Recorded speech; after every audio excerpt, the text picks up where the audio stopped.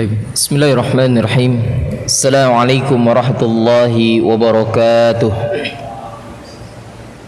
الحمد لله على إحسانه والشكر له على توفيقه وامتنانه وأشهد أن لا إله إلا الله وحده لا شريك له تعظيما لشأنه وأشهد أن محمدا عبده ورسوله الداعي إلى رضوانه اللهم فصل وسلم وبارك على نبينا محمد وعلى آله وأصحابه وإخوانه أما بعد. طيب أحبتي في الله معاشر الإخوة طلاب العلم بمجلس مسجد التوبة DMIA rahimani wa rahimakumullah. Alhamdulillah, tentunya kembali hanyalah kalimat pujian yang kita sempurnakan di awal ta'lim sore kita kali ini. Pujian yang selalu kita panjatkan hanyalah kepada Allah, pujian yang teriring dengan pengagungan dan rasa cinta yang tertinggi hanyalah kepadanya. Kemudian kita pun bersyukur kepada Allah Subhanahu wa taala tentunya atas berbagai penjagaan kebaikan, berbagai ihsan, limpahan nikmat dan karunia yang tiada tara yang masih Allah hadirkan dalam kehidupan kita semua, yang tentunya tetap pangkal sebuah kenikmatan pun kembali berujung tetap menjadi kenikmatan ketika semuanya dengan taufik dan pertolongan Allah kita manfaatkan dalam seluruh jalan-jalan ketaatan, menyempurnakan tugas penghambaan diri kita hanyalah kepada Allah Subhanahu wa taala, mengikhlaskan seluruh bagian dari agama hanyalah untuk Allah Azza wa Jalla. Inilah puncak dari upaya kita untuk pemurnian tauhid, yang semoga seluruh rangkaian amal ibadah kita menjadi seluruh amal ibadah yang diterima oleh Allah Subhanahu wa taala. Amin ya rabbal alamin. Salawat dan salam semoga terus senantiasa Allah curah limpahkan kepada Nabi Yuna, junjungan kita, suri tauladan kita yang sempurna, yang tidak ada satu potret kebaikan yang perlu kita teladani kecuali sudah ada contohnya dari beliau, yakni beliaulah Rasulullah Muhammad sallallahu alaihi wa alihi wasallam. Taib ikhwah bukan Allah Subhanahu wa taala. Alhamdulillah, pada kesempatan di hari-hari di awal bulan Dzulqa'dah ini, kebersamaan kita di rumah Allah ini tentunya adalah menjadi bagian dari bentuk amal nyata yang sering menjadi bagian dari poin-poin penting berbagai mau'idhah, nasihat dan wejangan dari para ulama yang sayang kepada kita terkait ketika kita lepas berpisah dengan sebuah musim kebaikan terkhusus Ramadan yang meskipun sudah 1 bulan lebih, maka selain mufradat yang sangat muncul dari berbagai nasihat tersebut, yakni tentunya adalah diharapkan kita bisa istiqomah di atas ketaatan, maka salah satu poin penting dari nasihat para ulama adalah ar-ruju' ila majalisil ilm, ya. Baralik deui ka majelis ilmu, ya. Kembalikan diri kita, ikatkan diri kita dengan majelis ilmu karena kebutuhan kita terhadapnya sungguhlah sangat besar dalam setiap helaan nafas kita. Demikian yang disebutkan oleh para ulama salaf terdahulu, butuhnya kita terhadap ilmu, ya. Tapi semoga majelis yang mulia ini senantiasa menjadi sebab kebaikan untuk Allah tambahkan kepada kita ilmu yang bermanfaat. Amin ya rabbal alamin. Taib ikhwan bukan Allah Subhanahu wa taala, tentunya kajian rutin kita kembali melanjutkan beristifad mengambil pelajaran dari Mukhtasar kitabnya Imam Ibnu Qayyim al-Jauziyah rahimahullah, ini Ad-Da'u wad-Dawa, yang pembahasan kita terakhir tentang Mukhtasar Ad-Da'u wad-Dawa ini di bulan apa? Di bulan Rajab kali, ya. Di bulan Rajab, ya.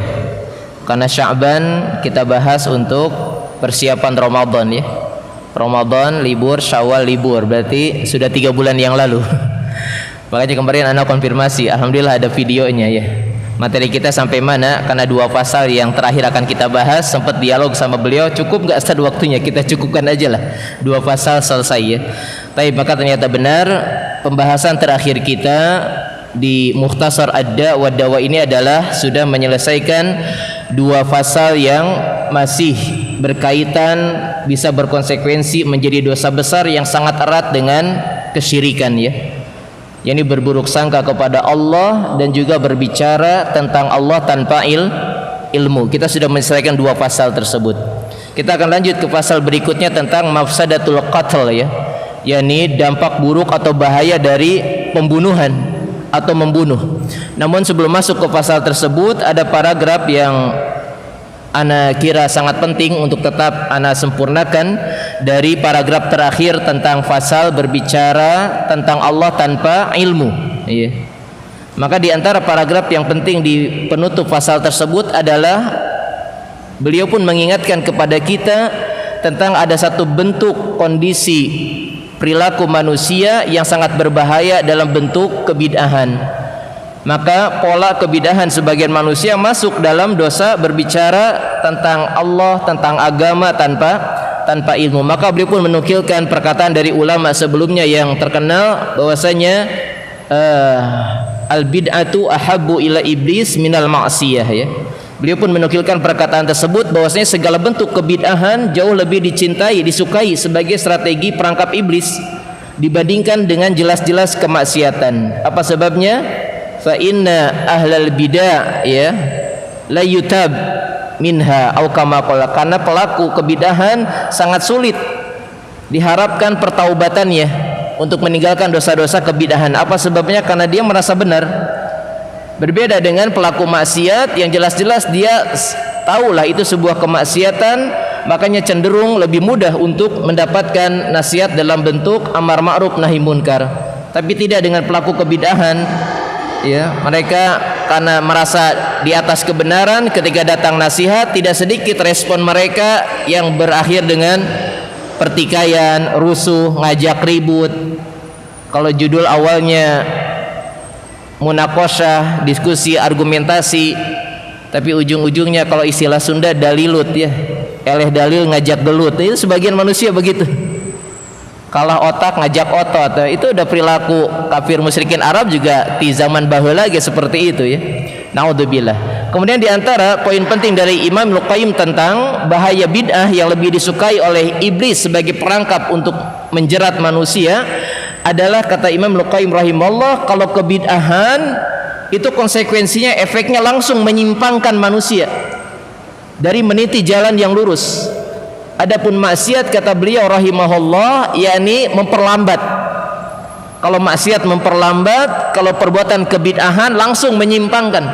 Maka lebih fatal memang perbuatan kebid'ahan.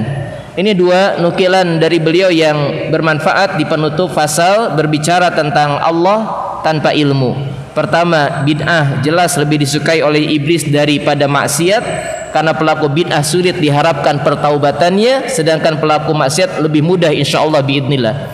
Yang kedua, efek dari kebid'ahan menyimpangkan manusia dari jalan menuju Allah. Adapun maksiat hanya memperlambat, menahan sementara, iya. Tapi tetap masih bisa kembali ke jalur trek yang lebih mudah dengan pertolongan Allah Subhanahu wa taala. Taib.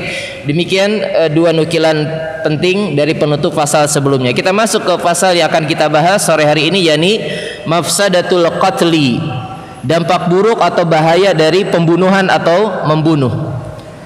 Taib, kita langsung saja masuk ke kalimat inti dari Mukhtasar Ad-Dawa tersebut, di mana disebutkan bahwasanya summa la makana az-zulmu wal udwan munafiyaini, sebagaimana bahwasanya bentuk kedoliman dan juga pelanggaran, meskipun sering disebut sebagai permusuhan, ya, tapi di sini lebih dimaknai pelanggaran. Maka kedua perilaku tersebut, kedoliman dan pelanggaran, keduanya kontradiksi, menafikan perkara yang sangat diusung oleh syariat, yakni keadilan. Ini perbuatan kedoliman apapun, pelanggaran, kejahatan apapun, itu menabrak tentang keadilan. Yang keadilan tersebut, kata beliau rahimahullah rahmatan wasi'atan, yakni alladzi bihi qamat as-samawati wal ard, yang tentunya dengan keadilan itulah sampai tegaknya langit dan bumi, itu karena keadilan. Ini yang pertama, tentang bagaimana agungnya keadilan yang dijaga oleh syariat. Karena langit dan bumi tegak karena keadilan. Kemudian kata beliau, "Tsumma arsalallahu rusulahu." Summa arsalallahu subhanahu rasulah alaihi salatu wassalam. Kemudian bagaimana Allah mengutus para rasulnya juga alaihi salatu wassalam. Kemudian wa anzala kutubahu, dan Allah pun menurunkan kitab-kitabnya, liyaquman nas, agar manusia menegakkan bihi keadilan tersebut.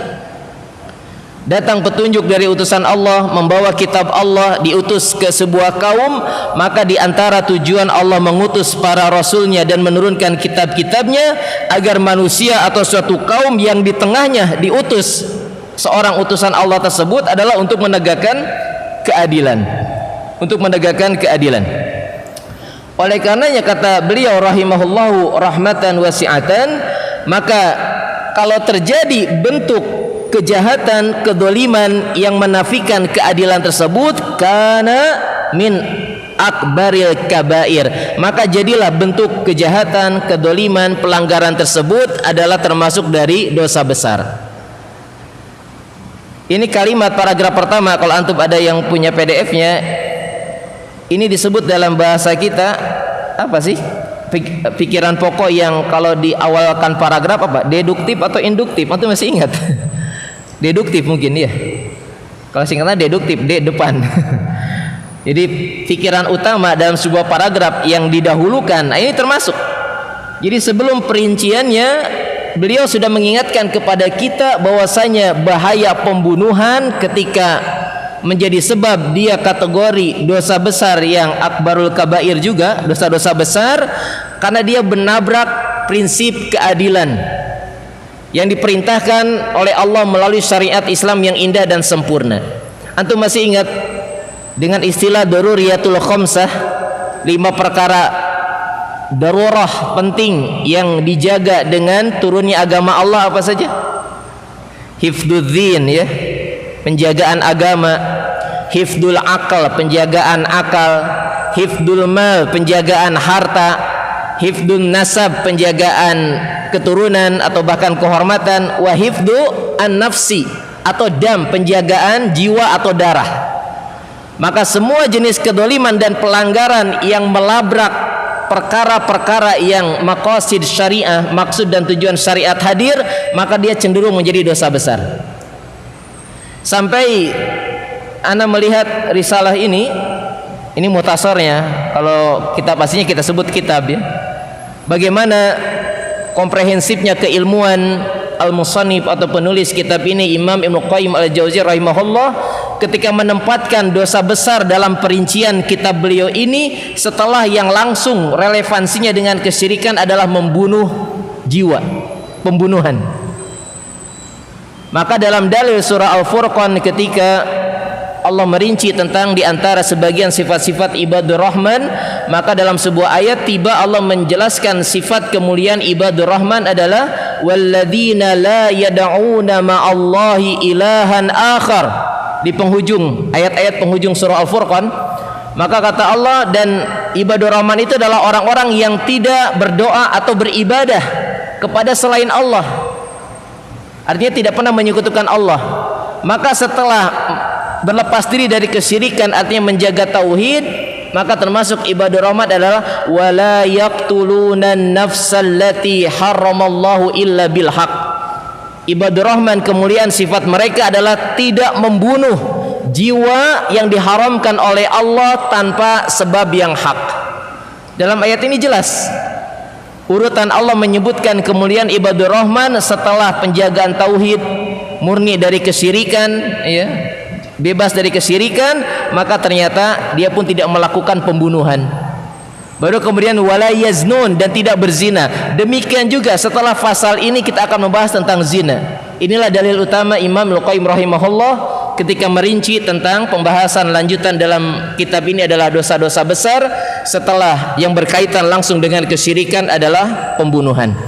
Maka demikianlah ketika terlebih pembunuhan tersebut adalah melanggar salah satu dari tujuan agama hadir untuk menjaga jiwa, jangan sampai ada darah tertumpah tanpa alasan yang hak, maka dia termasuk dosa besar. Baik, kita lanjutkan. Kemudian kata beliau wa kanat darajatuhu, namun demikian dalam dosa besar pembunuhan ini pun bertingkat-tingkat, berlevel-level. Apanya besarnya dari efek dosa pembunuhan tersebut? Bihasbi mafsadatihi fi nafsi, berbanding lurus dengan kerusakan yang akan dimunculkan dari dosa pembunuhan. Pertama, hukum asalnya jelas, dosa pembunuhan adalah dosa dosa besar. Membunuh termasuk dosa besar. Makanya dalam Al-Kabair Imam Az-Zahabi rahimahullah memasukkan pasti itu. Nah, ketika dia sudah hukum asalnya dosa besar, kemudian dosa besar membunuh ini pun bertingkat-tingkat. Apa sebab pengklasifikasiannya? Dari tinjauan efek keburukan, kerusakan yang ditimbulkan dari pembunuhan tersebut. Maka kalaupun antum baik yang sudah paham bahasa Arab dan sudah punya PDF-nya, ataupun yang belum baca sama sekali PDF-nya, kira-kira ketika pembunuhan dipastikan ada level-level tingkat-tingkatnya, maka menurut antum jenis pembunuhan seperti apa yang paling terburuk, yang paling jelek apa? Hah? Siapa yang dibunuh? Yang dibunuh adalah sosok-sosok yang kita diperintahkan untuk prioritas ring satu berbuat baik kepada mereka. Maka ketika mereka personal yang kita dianjurkan untuk memprioritaskan memberikan kebaikan kepada mereka, maka kalau keburukan ditimpakan kepada mereka, itu pun mengantarkan menjadi bentuk dosa yang levelnya lebih berat. Maka demikianlah Imam Al-Qayyim rahimahullah menyebutkan ketika dosa pembunuhan bertingkat-tingkat, yang paling buruk adalah kana qatlu at-tifla as-saghir. Demikianlah ketika orang tua membunuh anak kecil. Alladzi la dzanba lahu. Apa sebabnya? Pertama, anak yang belum punya dosa. Yang kedua, waqad jabalallahu alaihi, dan Allah telah mengkodratkan pada manusia cenderung cinta kepada anak-anak. Secara umum yang ukulnya masih salimah, fitrahnya masih lurus, kita sayang nggak, suka nggak kepada anak-anak? Suka lah, hukum asalnya kita senang sama anak-anak. Apalagi lucu, gemesin, tambah sudah mulai muncul tanda-tanda kesolihahannya, makin suka kita. Bahkan termasuk kalaupun bukan anak kandung kita. Ya. Kemudian wa khasan lil walidai, terutama rasa cinta orang tua kepada anaknya. Bukan anak kita aja kita cinta, sukalah mana anak ya. Cuma anak kemarin diskusi dengan ya termasuk ada pakar psikologi lah ya. Ketika mencermati beberapa sosok yang dikenal, ada dari sebagian ikhwah kita ya memang qadarullah ya. Jadi sudah bertahun-tahun berumah tangga, belum Allah hadirkan keturunan. Maka ternyata yang ana simak di antara ucapan psikolog tersebut, Ustadz, ada sebagian yang kalau dari tinjauan zahir psikologi ya, kalau syariat Allah alam kata beliau, karena memang ternyata dari tipikal pasangan suami istri tersebut, sepertinya emosionalnya juga kurang suka sama anak-anak. Itu tinjauan psikolog. Hanya Anda sampaikan kepada beberapa ummahat yang ikut tentang pelatihan itu.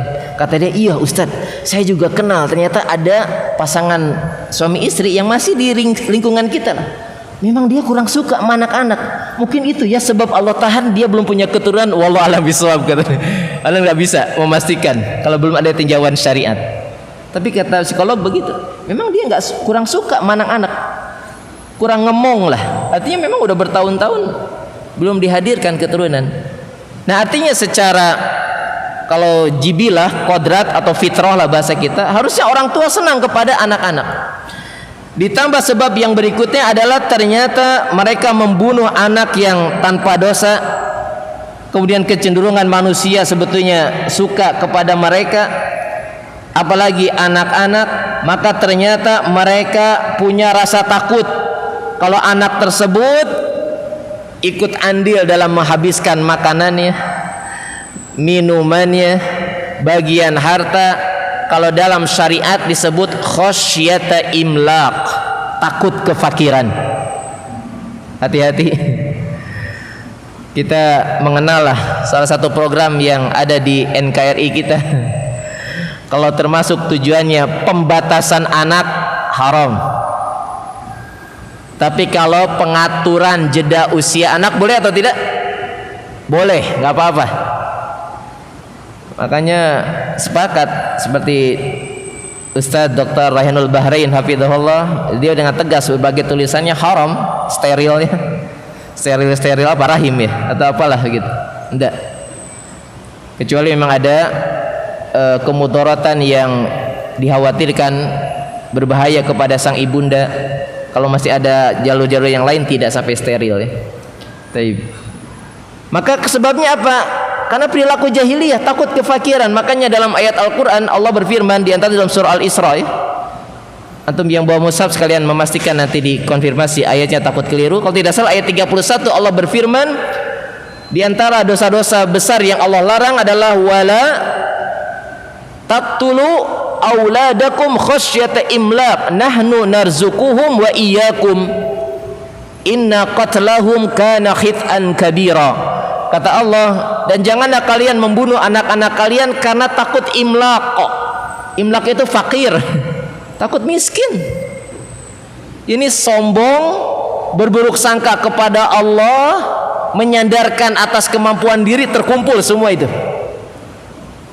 Kalau dengan prinsip banyak anak takut miskin, mana ada orang tua kita yang punya prinsip begitu dahulu, nggak ada. Iya. Makanya kemarin di sesi tanya jawab sebuah majelis Ustadz Maududi ya hafizallah, justru ada seorang istri anaknya sudah 10 pengen lagi punya anak tapi suaminya nggak mau. Suaminya nggak mau. Kata beliau hafizahullah, inilah umat yang dicintai oleh Nabi, banyak anak. Itu dari baru 1 pos, kalau 2 pos berarti 20. Dan banyak keberkahannya dan banyak manfaatnya. Di antara teman kuliah Ustazuna Al-Fadhil Dr. Firanda Ade hafizahullah, dia 13 bersaudara laki-laki. Jadi kalau kami di sebuah sekolahan, kami jalan bareng, nggak ada yang berani ganggu kami. 13 orang laki-laki semua. Satu diganggu keroyok. Ya. Ini kemudian sekarang takut miskin, BBM naik. Ini sudah kesombongan, buruk sangka, menyandarkan diri atas kepedean, kemampuan diri. Pokoknya terkumpul semua kerusakan. Maka kata Allah, nahnu narzuquhum, kami yang jamin rezeki mereka, wa iyyakum, bahkan kalian sendiri wahai para orang tua. Kemudian Allah menutup ayat tersebut, inna qatlahum kana khit'an kabira, sesungguhnya dalam kejahatan membunuh anak-anak kalian tersebut itu adalah pelanggaran besar. Khit'an, kesalahan, pelanggaran besar. Makanya Imam Al-Qayyim rahimahullah menempatkan ketika pembunuhan termasuk dosa besar, maka level derajat pembunuhan yang termasuk level tinggi adalah membunuh anak-anak. Apa tadi sebabnya? Belum punya dosa, cenderung harusnya sifat fitrah yang terjaga, suka kepada anak-anak, terkhusus para orang tua harusnya mencintai anak mereka. Ditambah rasa takut kefakiran, udah. Itu sebabnya beliau menempatkan jenis pembunuhan yang levelnya paling buruk adalah membunuh anak. Ya, naudzubillah. Sampai dalam sebagian tinjauan, tanda kutip, kejahiliahan manusia zaman now lebih jahiliyah dari bangsa Arab dulu. Kalau dulu bangsa Arab jahiliyah banyak membunuh anaknya pas brojol, ini sekarang jahiliyah zaman now sebelum lahir udah dibunuh. Apa namanya? Aborsi ya? Aborsi ya, digugurkan, subhanallah. Artinya lebih jelek bentuk kemaksiatan pembunuhan dalam bentuk yang membunuh anak tersebut. Demikian juga di antara level pembunuhan yang termasuk paling buruk adalah membunuh orang tua, kata Imam Al-Qayyim. Memang untuk sehabit kita, sekomunitas kita, para penuntut ilmu apalagi, bahkan mungkin masyarakat awam yang masih terjaga dari bentuk-bentuk pelanggaran, jangankan berbicara tentang dalil syariat, dari sisi dzauq, tabi'iyah, hissiyah, panca indrawi, cita rasa, kayaknya nggak masuk akal gitu orang tua bunuh anak, anak bunuh orang tua, tapi realita terjadi. Maka ketika sebaliknya anak membunuh orang tua atau salah satu dari keduanya, itu pun termasuk level jenis pembunuhan kelas atas dalam tinjauan syariat. Kenapa? Fa innahuma sababu wujudi, karena orang tua itu sebab dohir eksistensi dia. Sekarang Anda tanya, ana dan antum yang ada hadir di sini, sebab adanya kita dohirnya karena ada siapa? Orang tua.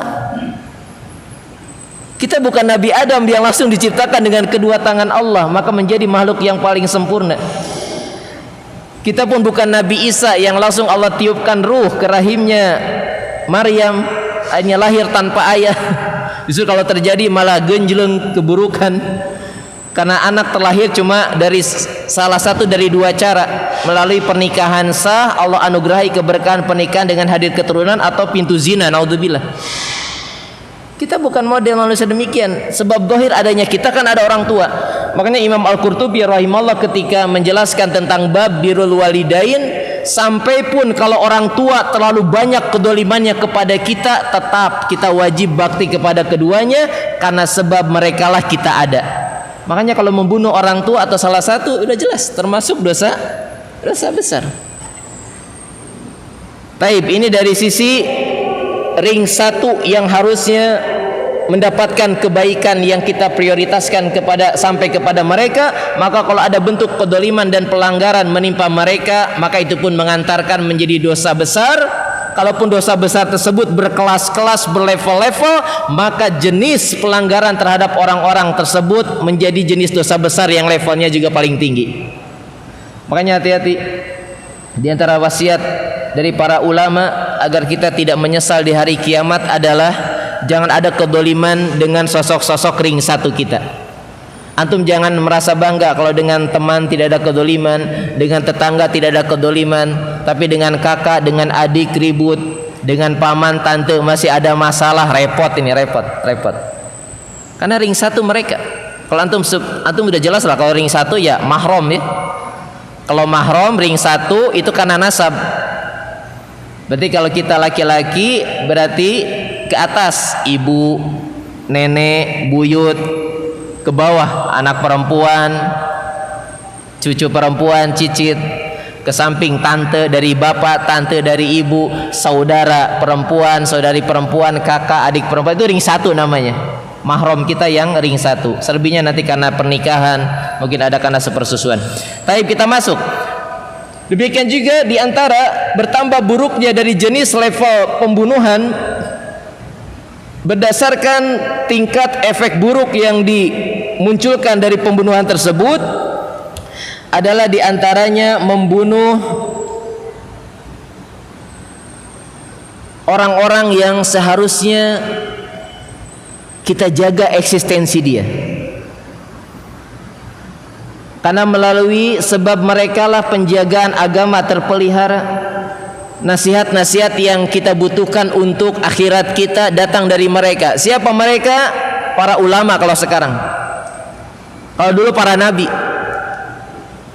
Maka demikianlah Imam Al-Qayyim rahimahullah mengklasifikasikan termasuk dari jenis pembunuhan yang paling besar adalah, kalau dulu berarti Banu Israel membunuh para nabi, kalau sekarang membunuh para ulama. Membunuh para ulama. Kata beliau listiqaqi as-sa'ya bi ibqaihi wa nushati, karena memang itu bertabrakan dengan anjuran untuk bisa menjaga eksistensi mereka ini untuk tetap ada, karena memang kelanggengan mereka ada, berbuah manis dengan nasihat-nasihat, pengajaran agama, pengajaran kebaikan. Ternyata malah dibunuh. Buruk ini. Makanya diantara kebrengsekan Banu Israel terkhusus Yahudi, apa mereka hobinya? Hobinya Yahudi apa? Bunuh Nabi. Yaqtuluna anbiya'ahum bighairi haq. Di antara brengseknya Yahudi, tukang bunuh Nabi mereka kalau nggak cocok sama mereka.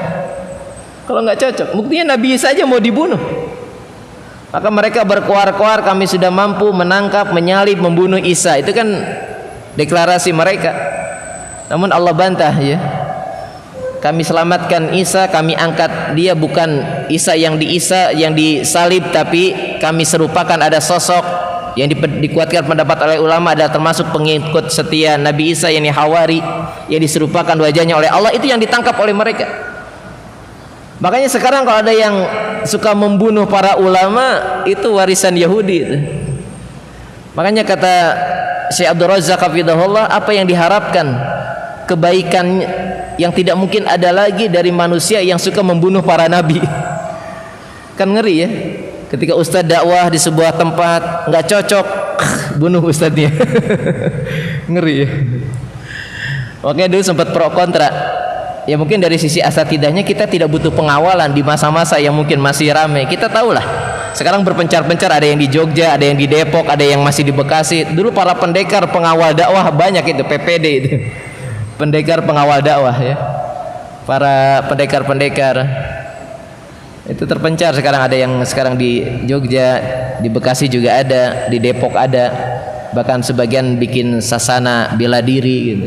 Dulu para pengawal dakwah itu, kalau seperti orang tua kita rahimahullah Ustaz Yazid kan nggak perlu lah dikawal-kawal begitu, naik bis kota sendiri. Ya mungkin dari asatidah kita nggak butuh, tapi ini tanggung jawab para penuntut ilmu untuk menjaga para ulama ya. Sempat terjadi kan video viral ya, ketika Ustadz sedang ceramah tahu-tahu ada yang mukul. Terjadi atau tidak? Terjadi ya.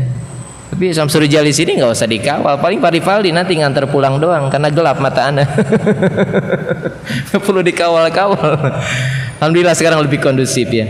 Tapi maka ini termasuk jenis pembunuhan yang levelnya di bawah yang tadi, karena mereka harusnya dijaga, karena kita butuh terhadap pengajaran ilmu mereka, nasihat malah dibunuh, malah dibunuh.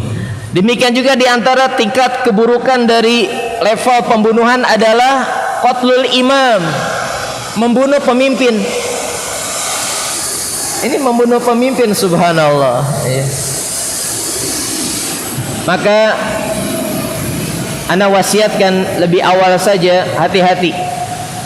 Mungkin untuk selevel kita tidak terlalu berpengaruh luas, tapi jangan sampai ada tulisan kita, ada komentar kita, ada postingan kita yang di masa fitnah sumbu pendek.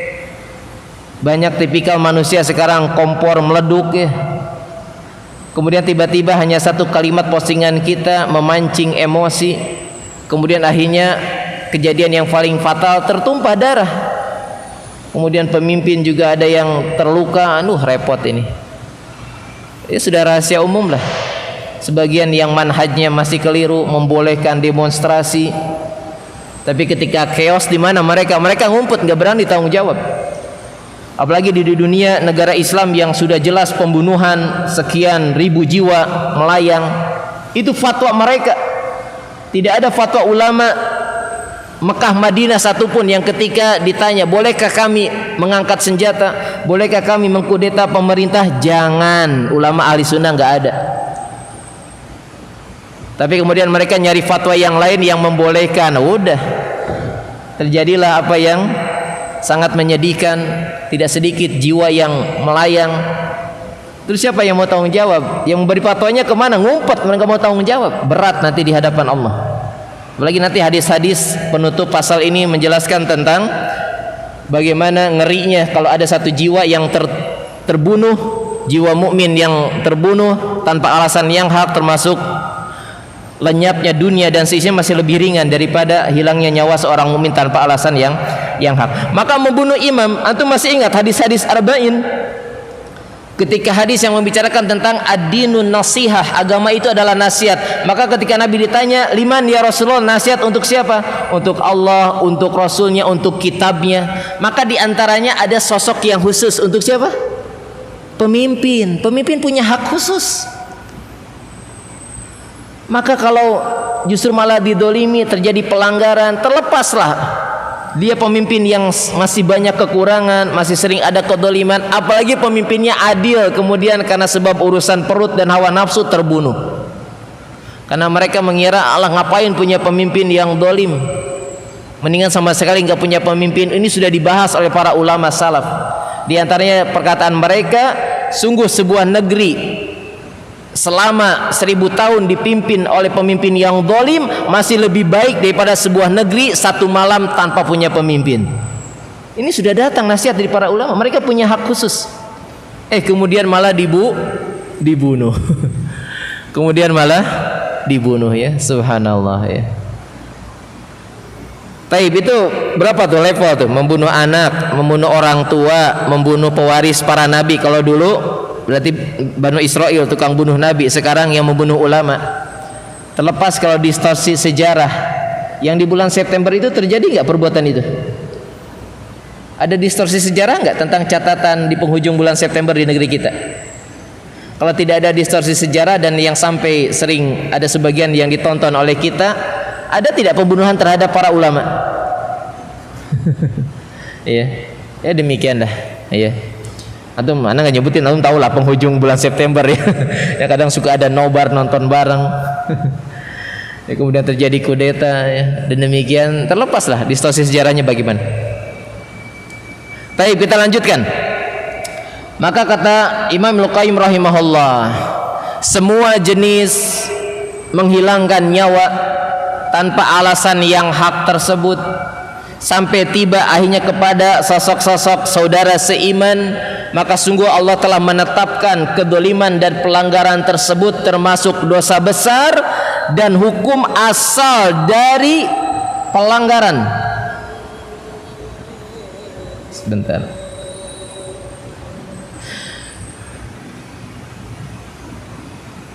Taib. Hukum asal dari pelaku kedoliman dan pelanggaran tersebut adalah kekal di dalam neraka, hukum asalnya. Makanya kata Imam Al-Qayyim rahimahullah, Allah telah menetapkan dari konsekuensi pembunuh jiwa mukmin tersebut adalah khalidan fiha. Jadi mereka kekal di dalam neraka.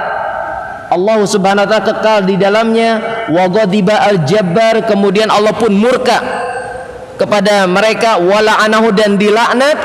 Kemudian bagi mereka azaban azima, azab yang sangat pedih. Ini terkumpul dalam surah apa ya? An-Nisa ya. Nanti antum ceklah. An-Nisa kalau tidak salah ayat 93, kata Allah Subhanahu wa taala, "Wa may yaqtul mu'minan muta'ammidan fajazauhu jahannama khalidan fiha. Wa la'anallahu 'alaihi wa ghadiballahu 'alaihi wa la'anahu wa 'adda lahu 'adzaban 'adziba." Kata Allah Subhanahu wa taala, dan barang siapa yang membunuh jiwa mukmin dengan sengaja, maka balasan bagi dia adalah di dalam neraka kekal selama-lamanya. Allah murka kepadanya, dua, laknat ditimpakan kepadanya, dan bagi mereka azab yang pedih. Ini hukum asal, hukuman bagi perilaku atau pelaku pembunuhan. Tapi kata Imam Al-Qayyim rahimahullah, selama tidak ada penghalang, pembunuh hukum asalnya 4 tadi. Kekal di dalam neraka, dimurkai Allah, dilaknat, azabnya pedih. Tapi terkadang kata Imam Al-Qayyim ada penghalang. Apa penghalangnya? Dia pun seorang mukmin, dan mungkin amal solihnya juga cukup banyak.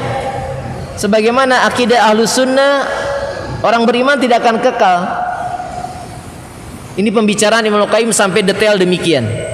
Jadi kalau hukum asalnya harusnya kekal di neraka selama-lamanya, kalau tidak ada penghalang. Di antaranya apalagi ya pembunuhnya juga kafir, udah jelas, ya, udah jelas.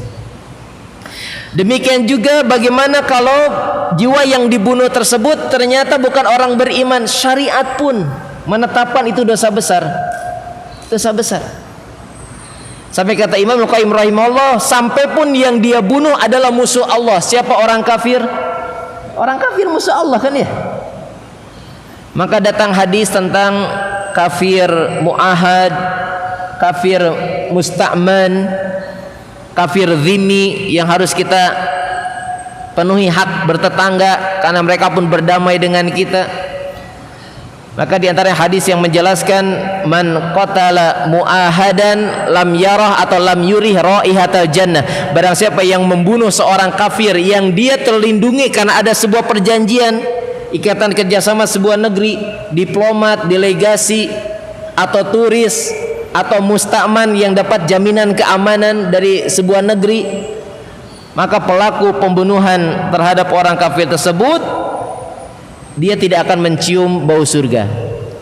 Dan kata Nabi, tidaklah aroma surga kecuali bisa dicium sejauh perjalanan 40 tahun.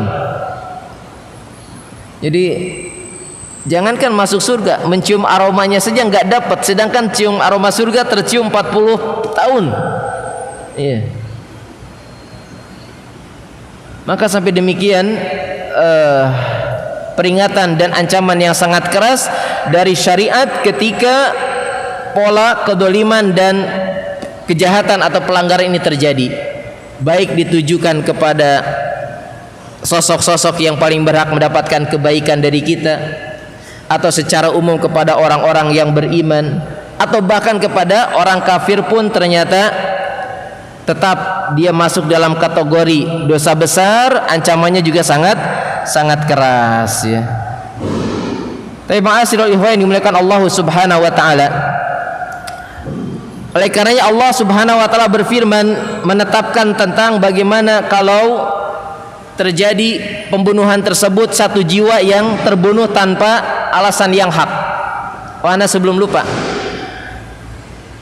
maka dalam banyak ayat dan hadis menjelaskan pembunuhan itu termasuk dosa besar ketika membunuh jiwa tanpa alasan yang hak. Tadi seperti dalam ayat-ayat surat Al-Furqan, wala yaqtuluna an-nafsal lati haramallahu illa bil haqq. Maka tentunya dalam syariat memang ada sebab boleh dibunuhnya satu jiwa karena alasan yang hak. Pertama karena apa? Qisas ya. An-nafsu bin nafsi. Jiwa dibayar dengan jiwa, nyawa dibayar dengan nyawa. Pertama karena qisas. Yang kedua apa? Karena pezina muhsan. Pezina yang sudah menikah dirajam sampai mati. Yang ketiga tarikun lidini mufariqatun lil jamaah. Orang yang keluar dari agama Islam, apa namanya? Murtad. Tapi pemerintah yang berwenang yang melakukan hal tersebut, bukan personal tertentu yang eksekusinya, bukan. Satu lagi yang meskipun tidak langsung secara implisit dalam dalil, namun tentunya adalah dalam praktikannya jelas boleh membunuh, yakni peperangan. Lah kalau peperangan gimana? Antum nggak tega bunuh, antum yang dibunuh. Wah ini sasaran empuk nih, udah siap lesakin anak panah tepat sasaran. Ingat, aduh kasihan kalau dibunuh. Ya antum yang dibunuh kalau peperangan. Bahkan peperangan adalah trik tipuan boleh, ya. Tapi maka inilah beberapa sebab akhirnya boleh tertumpah darah. Tapi selebihnya dalam hadis-hadis Arba'in juga la yahillu bidambi mri'in muslim illa thalath. Tidak boleh, tidak halal tertumpah darah seorang muslim kecuali 3 tadi. Qisas, bezina muhsan, dan juga orang yang murtad. Iya. Taib, namun ketika tidak ada alasan yang hak, maka Allah telah menetapkan. Memang awal ayat ini berbicara tentang Banu Israel, kalau tidak salah dalam surat Al-Maidah ya. Sekitar ayat 39. Kata Imam Al-Qayyim rahimahullah, Allah telah menetapkan kataba ala bani Israel annahum man qatala nafsan bighairi nafsin. Kalau Bani Israel membunuh suatu jiwa tanpa ada sebab jiwa yang lain, maksudnya tanpa urusan qisas, maka faka'annama seolah-olah dia sudah membunuh manusia seluruh alam. Hati-hati, satu jiwa yang terbunuh sama seperti membunuh manusia semesta alam. Sebagaimana dia kalau menjaga kehidupan satu jiwa, dia pun dinilai seperti menjaga keberlangsungan hidup manusia semesta alam. Ini sama seperti dosa mendustakan satu orang rasul. Dalam ayat disebutkan sama seperti mendustakan seluruh para nabi. Umat-umat yang ada di zaman nabi-nabi sebelum Nabi Muhammad SAW disebutkan dalam banyak ayat. Ketika mereka mendustakan nabi yang diutus di tengah-tengah mereka, satu orang nabi, tapi Allah nilai mereka mendustakan kadzabat al-mursalin. Mereka telah mendustakan seluruh para nabi. Sama dosa ini pun. Membunuh satu jiwa sama seperti membunuh manusia semesta alam. Taib, penutup dari pasal ini adalah dalil-dalil hadis Nabi SAW secara cepat saja. Di antara Nabi bersabda, kata Nabi SAW, la yazalul mu'min fi nushihi min dinihi ma lam yusibhu damman haraman. seorang muslim tetap akan Allah jaga dalam kondisi kelapangan, kestabilan, kondusifisme selama muslim tidak terjatuh pada penumpahan darah yang Allah haramkan. Ini hati-hati ini. Maka kalau sudah darah yang tertumpah dengan cara yang haram, udah hilang stabilitas kondusifisme lingkungan kita. Ini Nabi yang menyebutkan, hati-hati. Jadi tetap kita akan terpelihara dalam kondisi kelapangan, kenyamanan, stabilitas, keamanan selama belum manusia atau muslim jatuh pada perilaku dosa membunuh jiwa ya dengan cara yang haram. Demikian juga di antara perkataan Umar bin Khattab radhiyallahu taala anhu, beliau berkata, "Inna min waratatil umur," di antara perkara yang sukar untuk diperbaiki, perkara pelik. Bahkan waratah kata para ulama, ma fihi makhrajan, tidak ada solusi keluar, jalan keluar enggak ada. Maka kata Umar bin Khattab radhiyallahu taala, sungguh tidak ada jalan yang keluar, artinya perkara yang paling sulit. Kapan itu? Ketika liman auqa'a nafsahu fiha, kalau manusia sudah jatuh pada perbuatan dosa ini. Maka udah, makanya qisas berlaku. Iya. Dengan lafaz yang sama seperti saum ya ayyuhalladzina amanu kutiba alaikumusiyam, ya ayyuhalladzina amanu kutiba alaikumul qisas. Allah menutup inna fil qisas hayatul lakum au kama qala. Sungguhnya dalam praktikan qisas ada jaminan keberlangsungan hidup. Orang mau mikir-mikir, mau melukai, mau membunuh, ya sekarang subhanallah nyawa kayak udah enggak berharga sekarang. Karena dendam, karena pacar direbut orang, nikah juga belum. Karena sikat, sikut, gesek, gosok, kepentingan, kayaknya udah nyawa udah nggak berharga sekarang. Karena memang tidak ada hukuman yang lebih membuat mereka jera dibandingkan hukum syariat. Maka kata Umar bin Khattab, sungguh tidak ada perkara yang lebih pelik atau tidak ada jalan keluar ketika manusia sudah terjerumus dalam perbuatan pembunuhan tadi. Demikian juga hadis-hadis yang datang dalam Sahih Bukhari dan Muslim dari jalur Abu Hurairah secara marfu. Kata beliau, Nabi SAW bersabda, "Sibabul muslim fusukun wa qitaluhu kufrun." Mencela seorang muslim adalah kefasikan dan membunuhnya adalah kekufuran. Meskipun para ulama menyebutkan kafir asgar, bukan kafir akbar ya. Demikian juga hadis Nabi, "La tarji'u min ba'di kufaran." Kata Nabi, janganlah kalian kembali lagi setelah sepeninggalku menjadi orang kafir. Kapan itu? Kata Nabi, ketika kalian sudah membunuh satu dengan yang lainnya, itu kembali kepada kekufuran. Dan hadis penutup tadi sudah Anda sampaikan di awal bahwasanya la zawalud dunya ahwanu min qatlil mu'min. Sungguh lenyapnya atau hilangnya dunia beserta isinya masih lebih ringan daripada terbunuhnya satu jiwa mukmin. Makanya hati-hati. Kalau tadi Anda sampaikan mungkin kita tidak punya banyak pengaruh melalui tulisan, postingan, berarti posisi kita jangan sampai mudah terprovokasi. Terjun sana, terjun sini, ikut bergerak sana, ikut bergerak sini, turun jalan sana, turun jalan sini. Akhirnya ada tertumpah darah yang tanpa ada alasan yang hak, itu masuk dalam keburukan pembahasan pasal kita ini. Wallahu a'lam bishawab. Demikian yang bisa Anda sampaikan dari pembahasan pasal tentang bahaya atau buruknya pembunuhan. Sudah masuk adzan maghrib ya. Taib, adzan terlebih dahulu. Kalau ada pertanyaan nanti mungkin jeda iqamah. Wassallallahu ala nabiyina Muhammadin sallallahu alaihi wa alihi wasallam. Nah, silakan adzan dulu. Taib. Ada pertanyaan? Silakan langsung aja bersuara kalau ada yang bertanya. Takut Anda enggak jelas lihat antum mana yang mau bersuara. Monggo langsung aja kalau ada pertanyaan. Ya, agak di irtifa'us saut, agak diangkat suaranya biar Anda jelas. Mana? Ya? Iya, siap kan? Padahal. Oh ini. Kirain sana. Siap, Anda udah nggak lihat kalau gelap begini nih.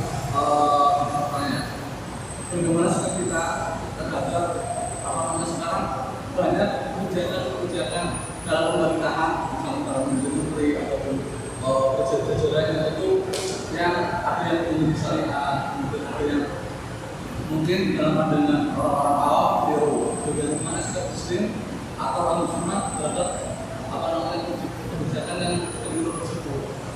Apakah kalau kita seperti yang Rasulullah SAW apa namanya itu bersabar atau ada apa namanya istilah menasihati survei seperti itu. Terus bagaimana apa namanya hukum kemudian oknum ya tersebut kan mengkritik di media sosial juga dari kebijakan pemerintah. Iya. Taib, sama-sama. Barakallahu fikum wa jazakumullahu khairan. Taib, dua pertanyaan yang sangat bermanfaat ya. Taib, inti dari masail yang beliau pertanyakan memang menjadi perkara yang sering menjadi cacatnya pilar akidah Ahlussunnah wal Jamaah yang menimpa sebagian orang yang mengaku bermanhaj di atas akidah Ahlussunnah wal Jamaah. Anda sebutkan aja. Di antara perkara yang paling banyak dicederai dari yang mengaku prinsip akidah Ahlussunnah wal Jamaah adalah sikap terhadap wulatil umur, mauqifu li wulatil umur, sikap terhadap pemimpin, pemegang kebijakan. Tapi maka tentunya sudah sangat jelas nusus dari ayat Al-Quran dan hadis Nabi yang tidak mungkin anda rinci satu persatu. Kembali kepada khulasanya, kesimpulannya adalah tetap ketaatan kita kepada pemerintah bukan dengan menjilat kedoliman dan membenarkan kekeliruannya, tapi kita mentaati dalam perkara yang ma'ruf. Adapun dari sisi kedoliman dan kekurangan kekeliruan, tadi Antum sudah sampaikan. Kalau ada sebab pintu nasihat yang sampai kepada mereka dengan cara yang diajarkan oleh Nabi dalam sebuah riwayat, genggam tangannya empat mata, tadi face to face. Dan mungkin untuk tataran kita nggak sampai karena memang tidak perlu di blow up ya, tidak perlu diekspos. Kalau anda tahu beberapa asatidzah kita masuk nasihat kepada pemerintah, cuma kan sudah menjadi keumuman di kita perlu ada validasi, normalisasi, dokumentasi dan sisi-sisi yang lain. Ya kalau di blow up, ustadz kita hadir di pemerintah, kemudian ada kesempatan nyampaikan nasihat, itu bukan metode manhaj kita. Anda sebutlah salah satunya seperti Dr. Zainal Abidin Hafidhullah, sering masuk ke jajaran pemerintah untuk menyampaikan nasihat. Termasuk kalau di lingkungan mungkin teritorial provinsi seperti Ustadz Abu Qatadah Hafidhullah. Cuma kan tidak perlu di blow up. Kadang mereka nggak tahu aja kapan sih ustadz kalian nyampaikan nasihat, katanya kita nggak boleh terjun di jalan. Tapi mana nasihat? Karena kita memang sembunyi-sembunyi, tidak perlu diekspos gitu ya. Tapi tetap sikapnya adalah, kalau antum tadi sudah paham tentang hadis ya, bahwasanya asmi wa ati walau ukhidha malak wa duriba dhahruk. Dalam satu hadis Nabi kepada Hudzaifah ibn Yaman, tetap dengar dan taati meskipun punggungmu dipukul dan hartamu diambil. Ini sampai konsekuensi paling buruk ini kalau ada pemerintah yang dolim. Sekarang ngalamin Ustadz, harta kita diambil, apa? Pajak Ustadz. Pajak ya. Ya kita kurhan lahu, kita terpaksa untuk sementara ini ya, kita kondisinya terpaksa ya.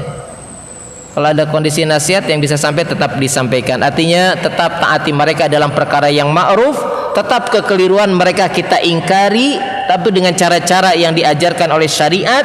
Dan kalau ada sebab pintu nasihat, sampaikan kepada mereka dengan metode yang diajarkan para ulama salaf, dengan bahasa tadi, sembunyi-sembunyi, tidak perlu diekspos. Bagaimana dengan sikap sebagian orang yang menyampaikan kritisi? Ya sudah, kalau menurut manhaj kita akidah Ahlussunnah wal Jamaah, siapkan saja pertanggungjawaban dia nanti di hadapan Allah Subhanahu wa taala. Menggoreng, membuka menjadi podium, singa podium kek, singa lapangan kek, singa kritikan kek, ya. Siapkan saja pertanggungjawaban dia di hadapan Allah Subhanahu wa taala, karena memang perkara ini tidak dibenarkan dalam syariat. Namun demikianlah legalitas dalam perkara tersebut di negeri kita diayomi. Seperti kebebasan berpendapat, kebebasan bersuara, kebebasan media sosial, ada undang-undangnya diperbolehkan, ya akhirnya terbuka untuk menyampaikan hal tersebut. Tapi ingat, apakah ketika pemerintah memperbolehkan sedangkan syariat tetap mengharamkan, kemudian menjadi boleh? Jadi boleh atau tidak? Ya enggak. Apa jadinya kalau prinsipnya kan pemerintah membolehkan kita Ustadz untuk demo, untuk mengkritik, Kalau syariat mengharamkan, mana yang diambil? Terus gimana kalau nanti pemerintahan menghalalkan khamar, menghalalkan zina, antum mau ikut juga gitu? Repot kalau begitu. Jadi intinya ana sampaikan seperti itu, siapkan saja pertanggungjawaban dari orang-orang yang suka koar-koar, membuka aib dengan judul kritik demo apa? Aksi damai dan semisalnya. Terlalu banyak kemudaratannya dan sudah nyata nampak terlihat oleh kita semuanya. Wallahu bisawab. Tetap prinsip kita dengar dan taati dalam perkara yang ma'ruf, adapun kekeliruan mereka kita ingkari dengan cara-cara yang benar. Ada pintu nasihat, sampaikan dengan manhaj yang diajarkan oleh para ulama salaf kita terdahulu. Wallahu a'lam bishawab. Cukup kiranya kajian kita pada kesempatan lepas kerja kali ini menyelesaikan satu pasal tentang buruknya dari membunuh ya, atau menumpahkan darah ataupun menghilangkan nyawa tanpa alasan yang benar. Maka kembali anda garis bawahi, tetap bertakwa kepada Allah Subhanahu wa taala di kondisi yang mungkin juga tetap masuk dalam masa-masa fitnah. Jangan terprovokasi, jangan ikut mengompori, karena kalau efek dari perbuatan terlarang tersebut sampai yang paling fatal adalah tertumpah darah dan hilang nyawa tanpa alasan yang benar, berat pertanggungjawaban di hadapan Allah Subhanahu wa taala, kekal di neraka, dimurkai, dilaknat, dan adabnya sangat pedih ya. Wallahu alam bisawab. Semoga Allah Subhanahu wa taala menjaga kebaikan kaum muslimin, termasuk khusus di negeri kita ya. Semoga Allah menjaga keamanan untuk kita tetap nyaman beribadah, taat kepada pemerintah dalam perkara yang ma'ruf, saling menjaga, jangan sampai ada kondisi-kondisi yang fatal menimpa di lingkungan kita semuanya ya. Wallahu a'lam bishawab. Demikian aku qouli hadza wa astaghfirullah li wa lakum wa sallallahu ala nabiyyina Muhammadin sallallahu alaihi wasallam wa akhiru da'wana alhamdulillahi rabbil alamin. Subhanaka wa bihamdika asyhadu an la ilaha illa anta astaghfiruka wa atubu ilaik. Assalamualaikum warahmatullahi wabarakatuh.